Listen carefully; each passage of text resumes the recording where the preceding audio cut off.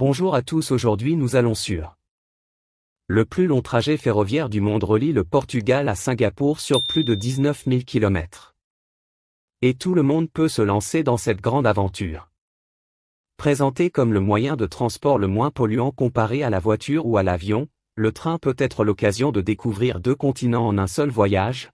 La route ferroviaire la plus longue au monde s'étend sur plus de 19 000 km sans interruption. Ce périple traverse 13 pays et peut s'effectuer en 3 semaines environ, si aucune grève ou imprévu ne vient y faire obstacle. Son prix accessible en fait une option pour vos prochaines vacances ou pour une période de télétravail sur les rails en tant que digital nomade.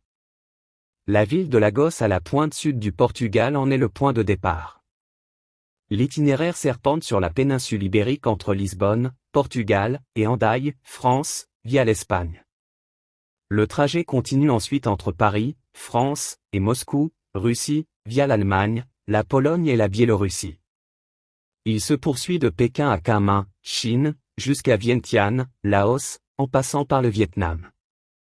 Il fait ensuite étape à Bangkok, Thaïlande, Padang Besar, Malaisie, Penang, Malaisie, Kuala Lumpur, Malaisie, pour finir sa course à Singapour, surnommée la ville jardin. C'est grâce à un tronçon de 1035 km construit entre la ville chinoise de Kunming et la capitale du Laos, Vientiane, qu'il est possible depuis décembre 2021 d'effectuer cet itinéraire. Avant cela, le plus long trajet en train au monde se limitait à une longueur de 17 000 km et s'achevait au Vietnam.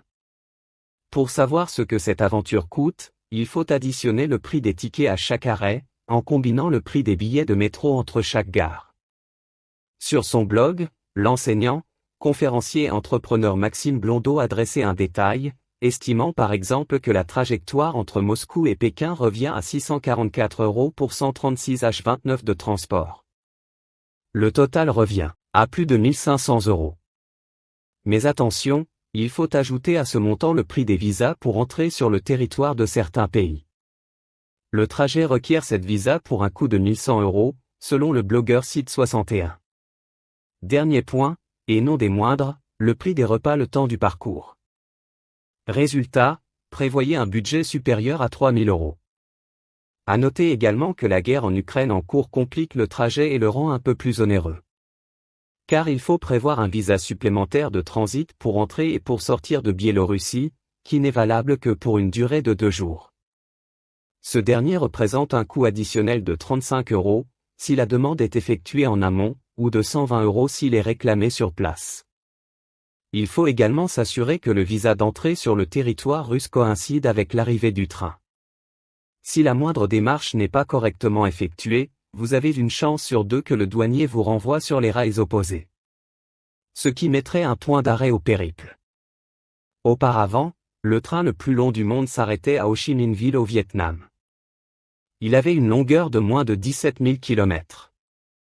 C'est grâce à un tronçon de 1035 km construit entre la ville chinoise de Kunming, au sud-est du pays, près de la frontière laotienne, et la capitale du Laos, Vientiane, qu'il est désormais possible de rejoindre Singapour.